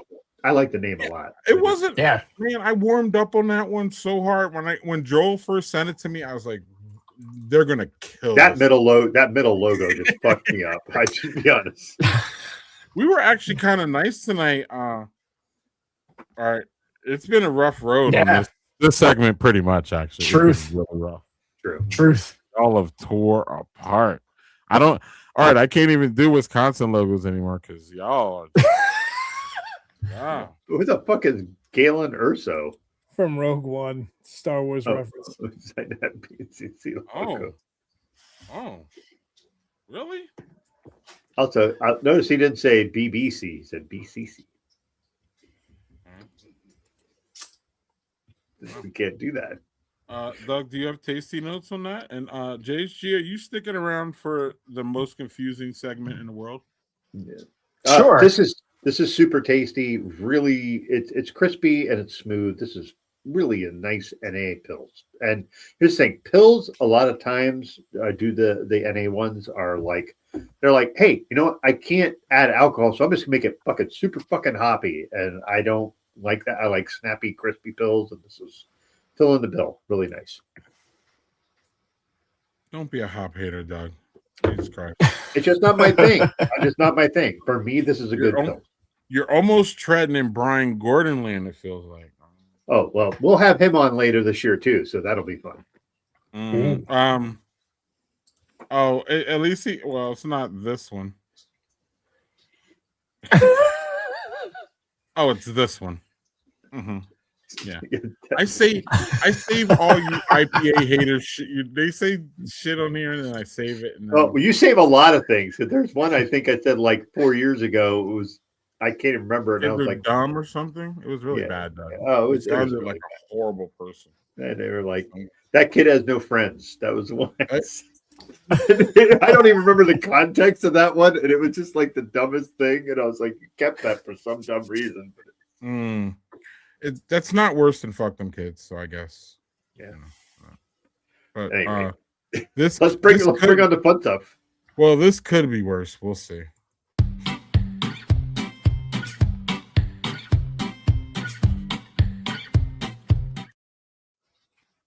So, Art, again, I don't think you've seen a recent show, so you don't know. But we have a controversy. Oh no! And it's absolutely worse than the top sheet thing. And I didn't think that we could actually get worse than the fucking top sheet thing. The fact that Doug does not have top sheets in his own house. I get it elsewhere, but wow. Anyway, we're good. I think we're over that. I think what we're not over though, all right. And I'm pretty sure I know where you stand on this one, but I need to make sure. This is a controversial emoji. In fact, it could be one of the most controversial emojis in today's age. Why, Art? Do you know why, or do we have to explain it to you? Is Art there? Oh, I'm here. Yeah. There's so many different ways that I possibly could go with this. There is. So you sound informed, actually. This is good. But like again, I don't. There's certain things I don't want to like have me saying. I'm granted you have AI and people could have me saying whatever, but like I'm like, do I really want to? Well, so look, here we go. So basically, I'm going to break it down for you. Old people see it as an affirmation. I saw it, cool. Yeah. Like, great. Like, Or I got it. Got it. Or I'm good. I'm pretty sure today in our pre-production thing, I sent something and you put a thumbs up to it, right? Pretty sure. Right. And I was like, okay, he got it. Right. Well, apparently to some younger people, this here is passive aggressive. It's patronizing. It's short-sighted. And it's what's the other word? What was the other word used? What is it when you just push someone off and you're just like dismissive? Yes, and reason for your ass to be blocked, Art. So, what side do you fall on? Do you fall on the it's fine and whatever, or are you upset when you see this applied to your message? So, just the thing, Victor was like, when you were asking where I was, he's like, Art was playing NBA Jam. Love it. Overall, this is probably make me sound like an old man on a hill, or yelling at a cloud, whatever, with my Rolodex. But I'm more of a talking, what we're doing right now. I'm totally cool with what we're doing. We see each other. We're having a face-to-face conversation. I'm more of a hey, let's talk it out. Not even texting, not even whatever, FaceTiming, cool. Having an actual phone conversation, I'm cool with meeting face-to-face. So for me, I'm anybody can interpret things so many different ways right now through a text, even without emojis, right? So we're all effed right now because there's so much miscommunication on what emojis mean, what someone says, you can't say that. There was someone, I think there was a meme of someone passing away in the family and a mom or a grandmother was doing the crying laugh emoji. And someone thought that that was the crying emoji, and they're so sad. And why are you laughing at so-and-so's death? And what do you mean? It's that means so I think there's so many different things for interpretation where I'm just gonna call you. If it's really serious, that's fine. And if you get ticked off by someone giving you a thumbs up and it's passive aggressive, it's all right, maybe you should probably talk to that person face to face. That's super cool. Well, yeah. Okay. Not the answer you were expecting, huh? No, I love it. I love it. It's a great answer. Listen, you're an older guy, so I expected the Whoa.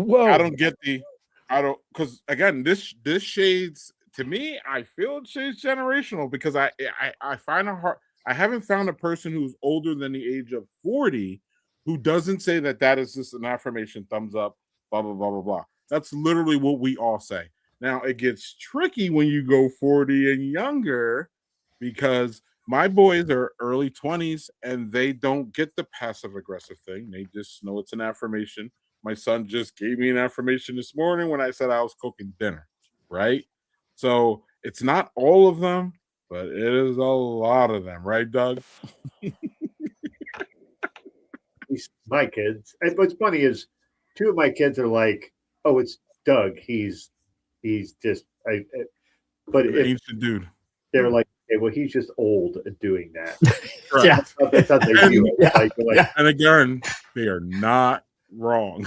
Yeah, and there's friends I talked to online, and they'd be offended that I was thumbs upping something they said, and they're like, "Oh wait, it's Doug. He just I'm the old guy, just fucking a thumbs up. Great, cool, gotcha." Wow. See, it's a thing. So I'm grandfathered in because I'm old, like a grandfather. and Art, literally, we ask every guest now about the thumbs up because we're just still so confused. So we don't need to hear from JHG or Doug or me anymore because we've said it a gazillion times. Y'all can go back and watch it before. And also, you can figure it out. We're old. So again, you know what we think. Anyway, this is one where you could fully categorize a whole fucking group of people. Not even worry about it. Old people like the thumbs up. Young people. What did you just do on a live stream? What? So I don't know how we can get this one wrong, but Doug laughs, so Doug goes first. What's the funny thing? I don't know that I've ever used this emoji ever. You don't ever use the sunglass guy emoji? Not with the fucking laughing face. I feel like I'm on vacation and I'm enjoying myself. That would be how I would look at that emoji. Well, Doug? See, Doug, you're seeing it big. When you look at it on your screen, it's super small, so you can't see the smile. So, but he's smiling though, Doug. This emoji is the universal sign for cool, Doug. But its use has evolved to some specific niches. Number one, it's the I got this look. It's frequently used when someone achieves a small victory or I got this. It's frequently used when someone achieves a small victory or handles a situation with ease. Number two, confidence and swagger. It's used when you're feeling yourself, your outfit, or your latest accomplishment. Number three, literal sunshine. Sometimes people just use it on a sunny day and they're just actually wearing sunglasses, Doug. And number four is the deal with it vibe. It's slightly provocative. It's used to make a point. You intend to argue further, Doug. So, yeah, see, now when I put it on my phone and I looked at it, it looked like, all right, cool. I'm cool. That's how it looked to me. But like, I never use this. I don't think I've ever used this emoji. All right. Art went through some things when I was talking about it.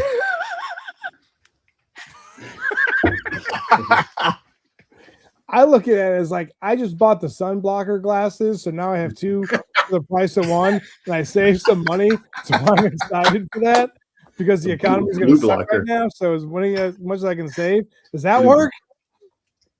That works. Blue blockers, baby. Put these on as a shocker, man. I love these blue blockers. Okay. JHG.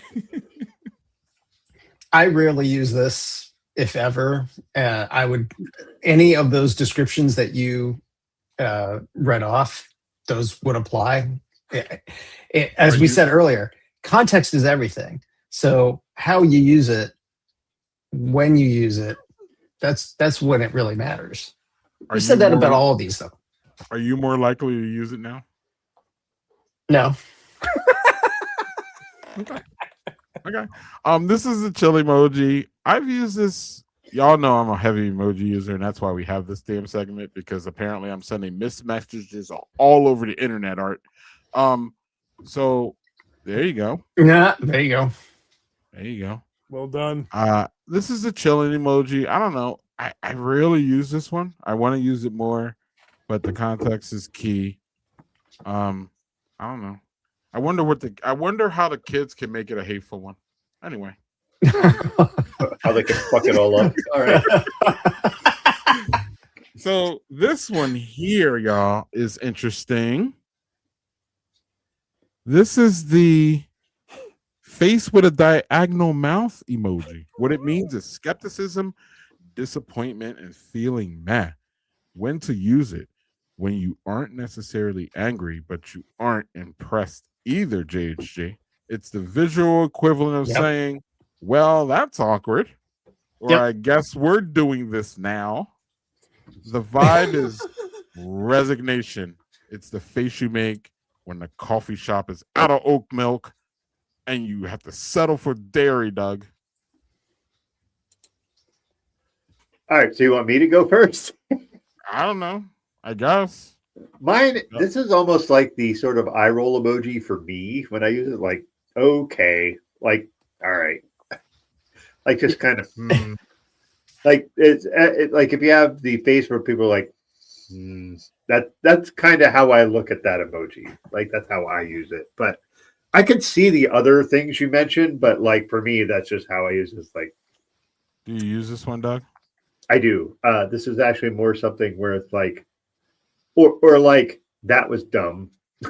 Like, okay, I think that's ridiculous. Like, that would be how I would use it, if that makes sense. Art, do you use this one? No. No. But here's the times I would. What if I use it to you? What would you think if I use it to you?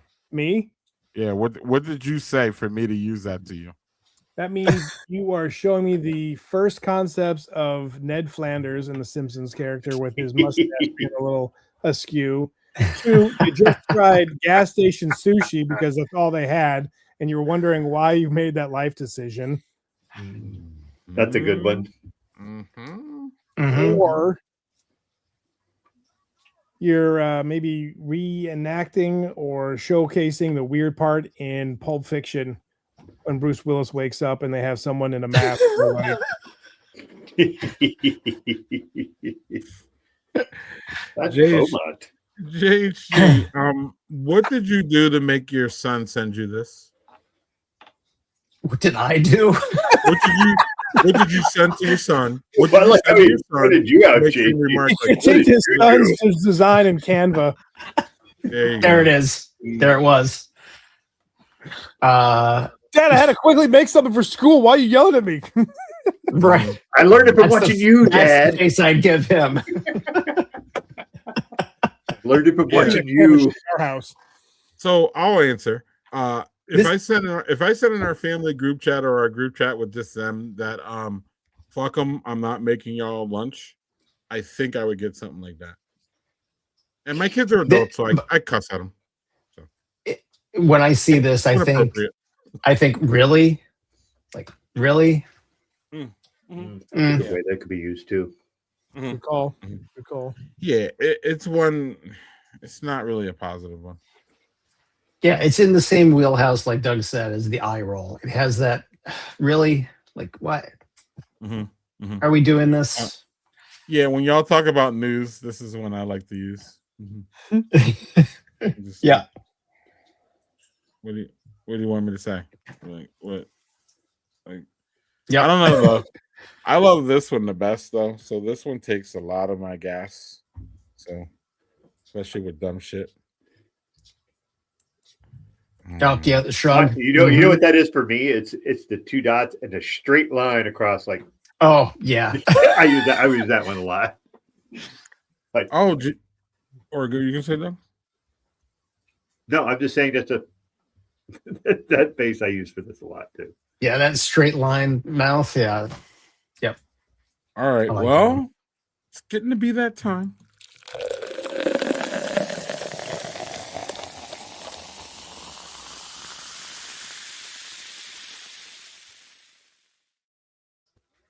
Well, Doug said he didn't drink, but then he outdrank everybody, and they included. No, I had one beer. I had one alcoholic drink. I said, and they included. I covered my ass. You just didn't want to hear that. Now let's go. What do you got, buddy? All right. So I had this nice pills from Go Brewing. This was the Sunbeam pills. This was pretty good.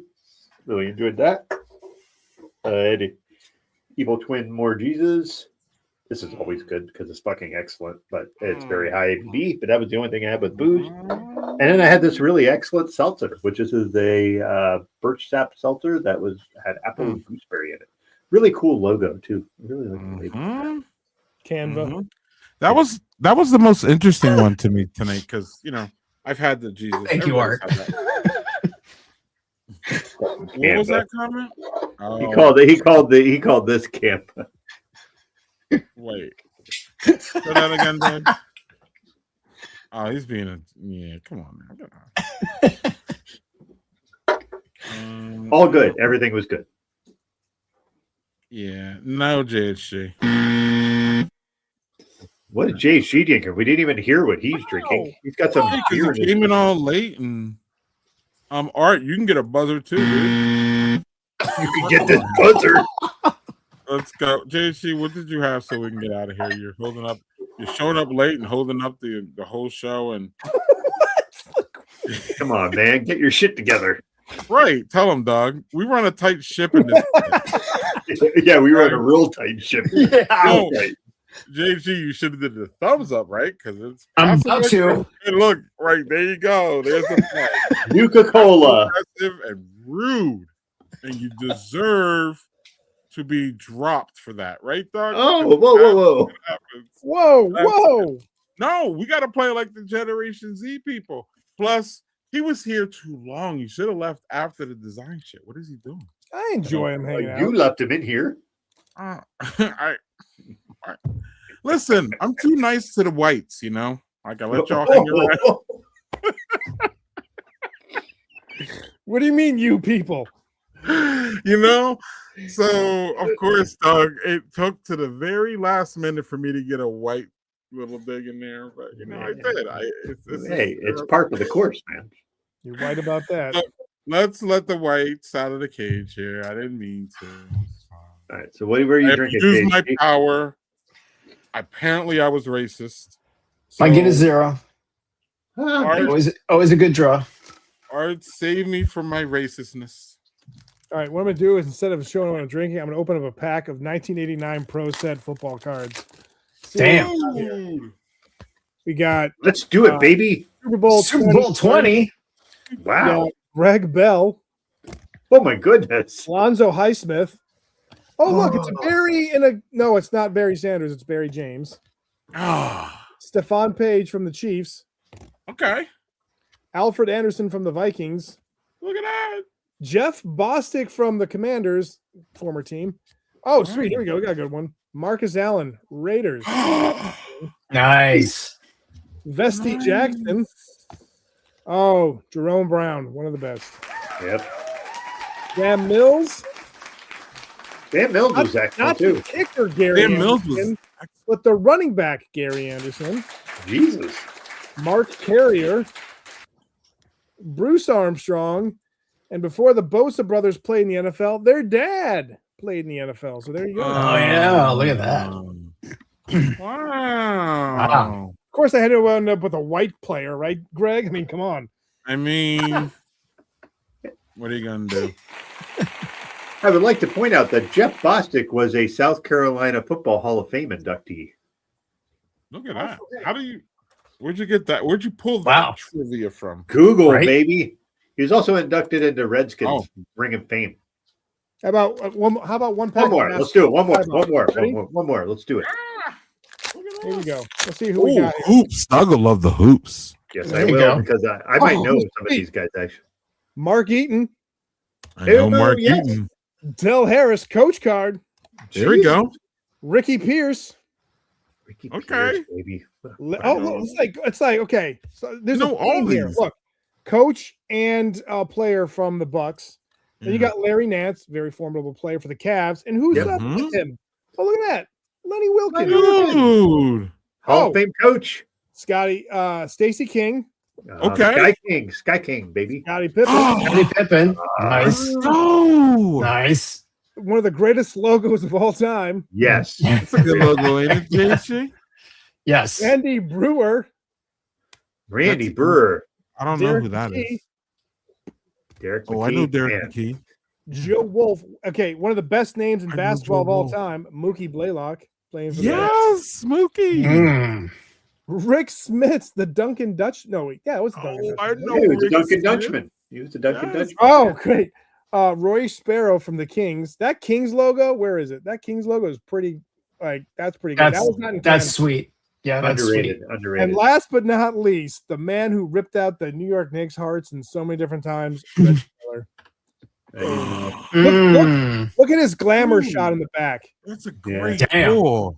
He wasn't even the best player in his family. Nope, Cheryl. Cheryl was by far a better player. Yeah.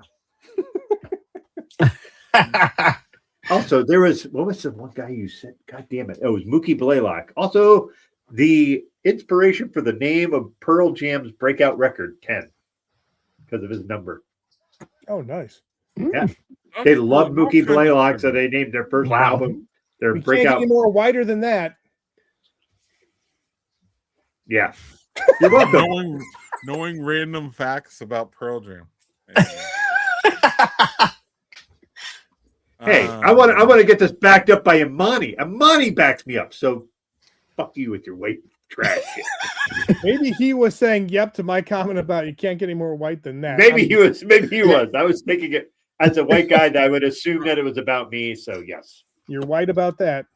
Yeah. While we're talking about the old basketball players, how many kids does Sean Kemp have? 25. That is the most 90s phrase I think I've ever heard. I ran into Sean Kemp at a gas station and signed my blockbuster receipt. in my starter jacket. My starter Yeah. jacket. There you go. Okay. All right, Thank you, y'all. Monty. All right. Thank you for joining us. Thank you Yeah, for Where having me. I can we appreciate find it. the Art of Fatherhood? And what have you? Can you tell us about some people that you have coming up, or Yeah, just I recently think come I out? think you guys will appreciate this one. Next week on Monday, I've got he now writes for ESPN, but he's written for a whole bunch of different magazines. Tom Janot. He was the inspiration when he interviewed Fred Rogers from Mr. Rogers' Neighborhood. The movie that came out was inspired by that whole article with them when Tom Hanks is in that movie. So I talked to him. He wrote a book about fatherhood and trying to get out of his father's shadow, who was like very kind of like dominating the whole family and all that stuff. It was a good book, and it comes out this month, so definitely check that out. So Tom Janot, and then soon I'm going to have an interview with speaking of like Predator and all that other stuff and Aliens, Alec Gillis. He's a FX person who creates like ops and stuff like that.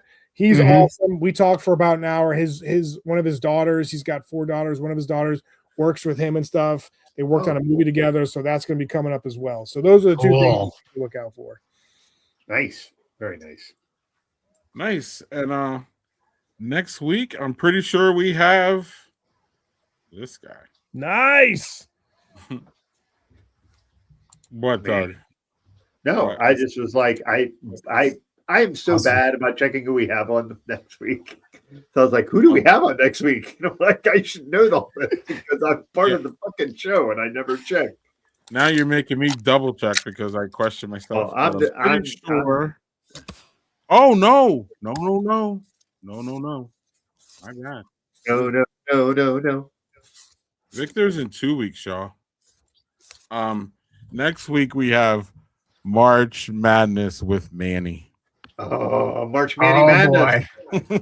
Nice. So that's Doug and Manny, and well, I'll be here.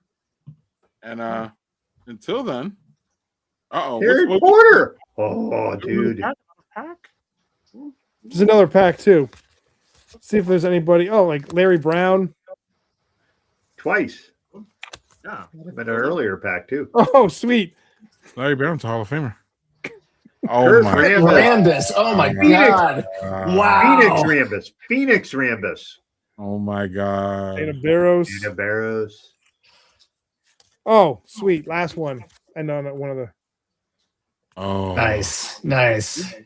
dude, you're pulling them all out. I mean, not them all, but Hey, where's emoji for that?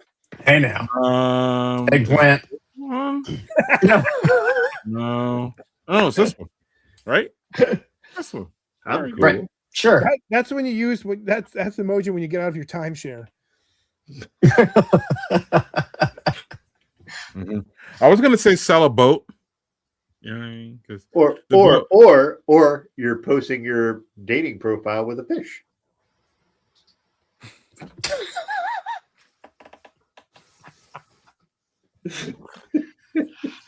Not yes. that one. Yep.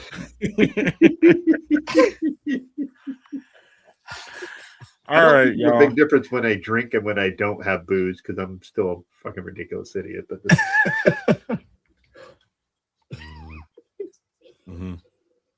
That was Doug. I love your self-awareness. And on that note, I guess we'll say goodbye unless Art has more cards. I do, but we got to go. So good night, folks. Thanks again for having me, guys. Always good to see all of y'all. Thank you. Oh, Thanks for being good to see Art for post-production, y'all. Sorry. You can't even pay for that shit.